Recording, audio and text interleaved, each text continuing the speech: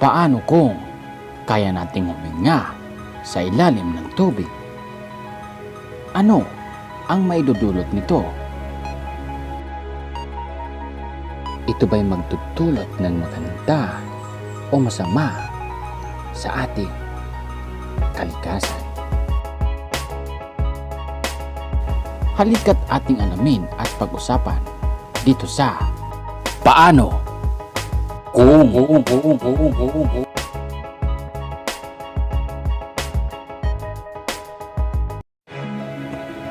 Maraming mga tao ang nagnanais o nangangarap na ma-explore ang buong karagatan. Ngunit ito'y napaka-imposible sapagkat limitado ang oras na pwede tayo na manatili sa ilalim ng tubig. Ayon sa mga eksperto, 2 minuto lang ang itatagal ng tao sa ilalim ng tubig. Kaya naman, napakalimitado ng ating kalaman patungkol sa ating mga karagatan.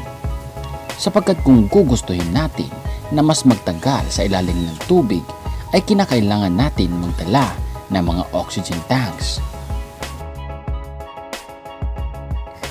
Ngunit, ang lahat ng iyan ay maaari nang magbago dahil sa pag-usbong ng ating teknolohiya ay kasabay na rin ito ang pag-usbong ng mga siyentipiko sa kanilang mga pag-aaral at eksperimento.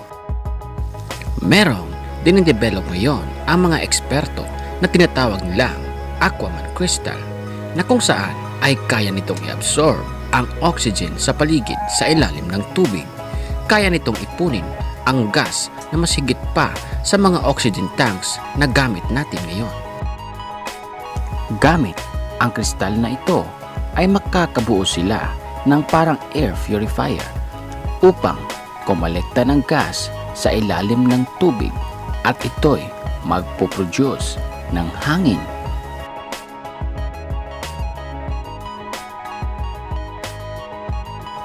At ang mas nakakamangha pa nito ay mas magaan itong dalhin kumpara sa mga oxygen tanks. Ayon sa isang propesor na nag-aaral patungkol rito, ang kristal na ito ay garantisadong papalit sa mga tangke na ating ginagamit sa ngayon. Sa darating panahon ay mas malaya at mas madali nating mai-explore ang anumang parte ng karagatan. At ito'y magbibigay ng malaking pagbabago sa maraming tao.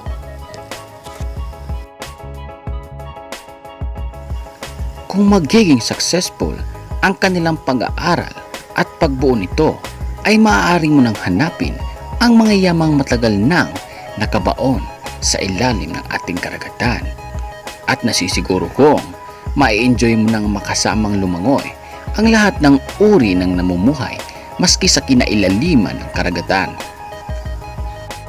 At mapupuntahan mo na rin ang mga isla na malapit sa iyo at lalanguyin mo lang ito. Well, kung hindi ka naman takot sa mga naglalakihang pating at kung mahusay kang lumangoy at malakas ang iyong katawan, lahat ng ito ay maaari mo nang ma-enjoy, kaibigan.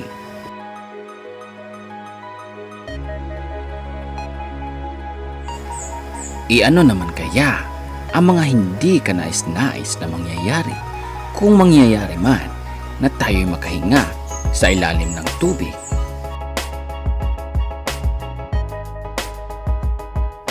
Sa aking nakikita, mga kaibigan, ay malaki na ang pinsala na ating nagagawa sa ibabaw ng kalupaan.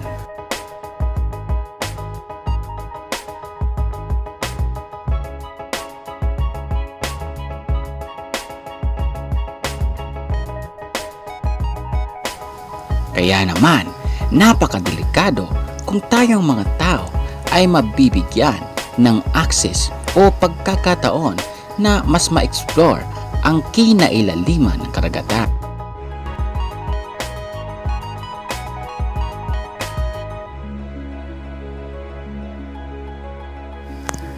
Kung mangyayari ito, mga kaibigan, nasisiguro kong malaki ang magiging epekto nito at pinsala hindi lang sa ating mga tao, kundi sa ating kalikasan.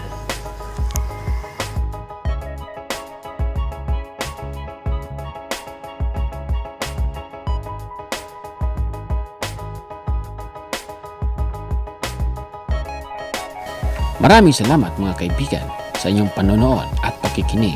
Hanggang sa susunod. Kung bago ka pa lang dito sa channel natin, ay huwag mong kalimutang hit ang notification bell at subscribe button para lagi kang updated sa mga bagong videos natin. Kung ikaw ay mayroong katanungan, lahat ng tanong mo ay sasagutin natin dito sa Paano Kung.